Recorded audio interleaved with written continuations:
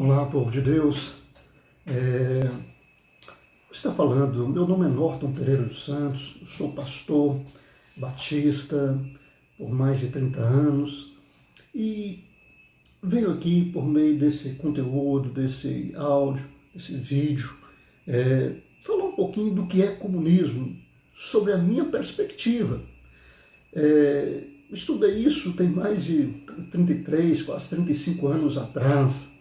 Naquela época eu entendo que até se justificava falar um pouco sobre isso, porque o Brasil tinha recém saído de uma ditadura militar que durou muitos anos, que trouxe enorme prejuízo para essa nação.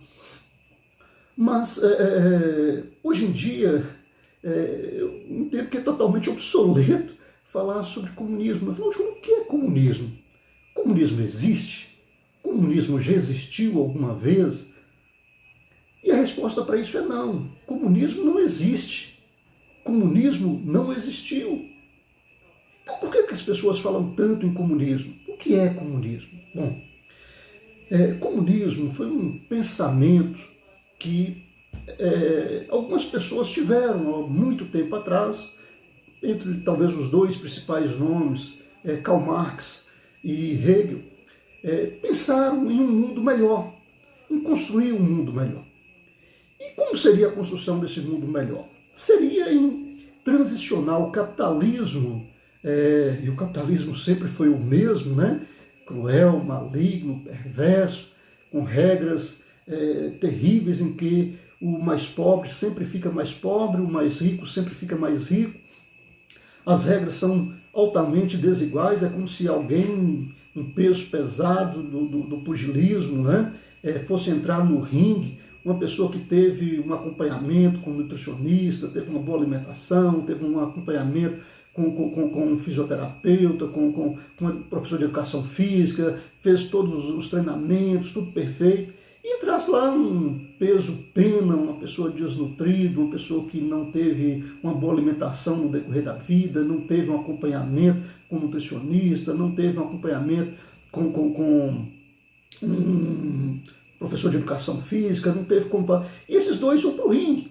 E ali, naquela luta, no vale tudo, aquele que foi preparado, vence a luta, e aí alguém ainda fala, pô, foi mérito, teve mérito, foi meritoso a vitória dele. Será que essa luta é igual? Será que essa luta, os dois candidatos, os dois atletas, tinham a mesma formação, tinham o mesmo preparo, tinham a mesma capacitação? Basicamente o capitalismo é isso, é uma desigualdade entre o pobre e o rico, onde os recursos são gerados no país, fica na mão de 3% da população e o restante divide as migalhas, E o pobre cada vez vai ficando mais pobre. Então, e ele ainda é culpado, ele ainda é acusado de ser pobre porque ele quer, porque ele não luta, porque ele não trabalha, porque ele não esforça. Então, no pensamento desses dois homens, e lógico que não foram só eles, outras pessoas também, mas eles, quando se fala em comunismo, se pensa nesses dois nomes. Eles pensaram em mudar isso, em criar uma estrutura que transicionasse esse capitalismo selvagem, maligno, demoníaco, a uma estrutura de vida favorável para todos, onde todos teriam a mesma condição. Então, para se transicionar isso, então se criava o socialismo, uma social-democracia, onde as pessoas, o capitalismo vai continuar mandando, os ricos vão continuar tendo ricos, mas que vai tirar um pouquinho deles para que o pobre pelo menos não morra de fome na caminhada, para que o pobre pelo menos possa subir no ringue da vida para pleitear alguma coisa, não é? E daí por diante. Então, no socialismo, seria uma maneira de colocar um pouco, um cabresto, um pouco, dominar um pouco a fúria, a fome, dos ricos e tal, e fazer com que o povo tivesse um mínimo de acesso, até converter isso para o comunismo. Então, o que seria o comunismo? O comunismo seria quando o mundo todo passasse por essa transição, deixasse de ser capitalista, passasse a ser socialista, e depois, quando todo mundo fosse socialista, então estaria proclamado, inaugurado o comunismo. E aí no comunismo todos teriam a mesma condição, ou seja, o médico, o engenheiro, o gari, o professor, o policial, todos teriam o mesmo salário, todos morariam no mesmo tipo de moradia, todos teriam acesso à mesma escola, não teria uma escola especial para um e uma escola fuleira para o outro, não, todos teriam o mesmo ensino, a mesma educação, a mesma formação. Como eu e você e qualquer pessoa sabe, isso nunca aconteceu. Você já viu um mundo desse jeito? Onde todo mundo mora no mesmo tipo de casa, onde todo mundo tem o mesmo salário, onde tanto o presidente, o prefeito, o vereador, o professor, o gari, o policial, todos têm o mesmo salário, todos têm a mesma saúde, todos têm a mesma educação. Então isso não existe, nunca existiu. Bom, já que o socialismo tinha a intenção de converter o capitalismo nesse formato igualitário para todo mundo, qual a função então do socialismo hoje? O socialismo continua tendo valor porque ele pensa no pobre, ele pensa no necessitado, ele pensa naquele que menos tem. O rico vai continuar sendo rico em qualquer época, vai ter rico.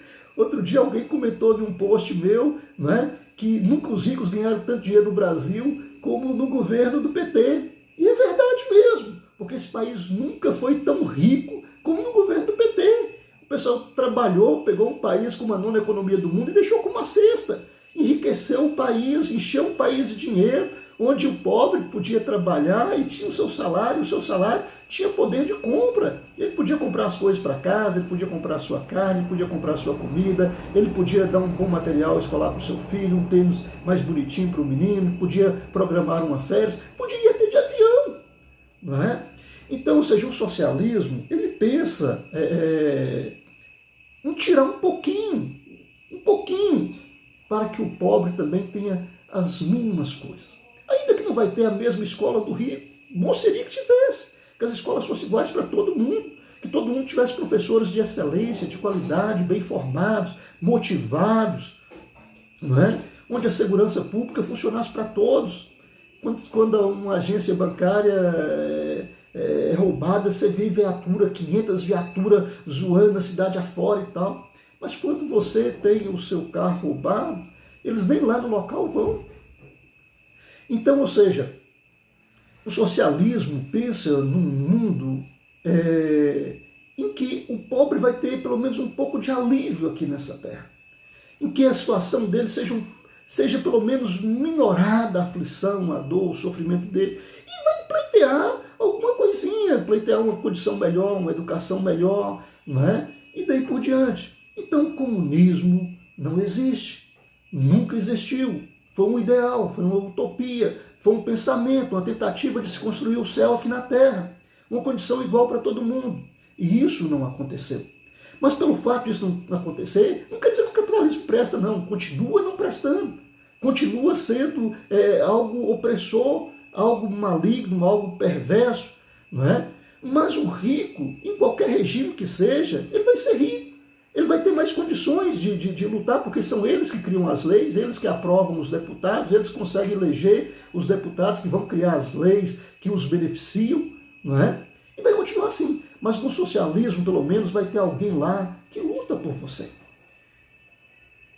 Alguém que não está falando em fechar congresso, que não está falando em romper com as normas básicas da democracia, mas alguém que vai lutar por você. Você que é trabalhador, você que é corajoso, você que é brasileiro, você que não desiste, você que acorda cedo todo dia e sai para trabalhar. No socialismo, as pessoas vão lutar para que o seu salário dê para você viver dignamente, para que você tenha pelo menos o básico para viver dignamente. Então, ou seja, essa visão que eu tenho de comunismo. O comunismo não existe, nunca existiu e nunca vai existir. Quanto ao seu voto, ele é seu, é particular seu, você vota em quem você quiser. Se você quiser votar na direita, que é o auge do capitalismo, que é a força motora do capitalismo, vote na direita, é a sua consciência. Mas se você quer que o pobre tenha um pouquinho mais de coisa, quer que seja reeditado o que teve aqui no Brasil, você poder fazer um passeio, você poder comer, você poder ter um mínimo de coisa. Então o seu voto é da esquerda, não é? Mas é você que decide isso. Ninguém pode decidir isso por você. Pastor não pode decidir isso por você. Bispo não pode decidir isso por você. O pai de santo não pode decidir isso por você. Ninguém pode decidir isso por você. Essa escolha tem que ser fruto da sua reflexão. Fruto daquilo que você já vivenciou. Fruto daquilo que você estudou. Fruto daquilo que você aprendeu. E daquilo que você possa aprender. Espero que tenha te ajudado com essa palavra e que Deus em Cristo continue nos abençoando.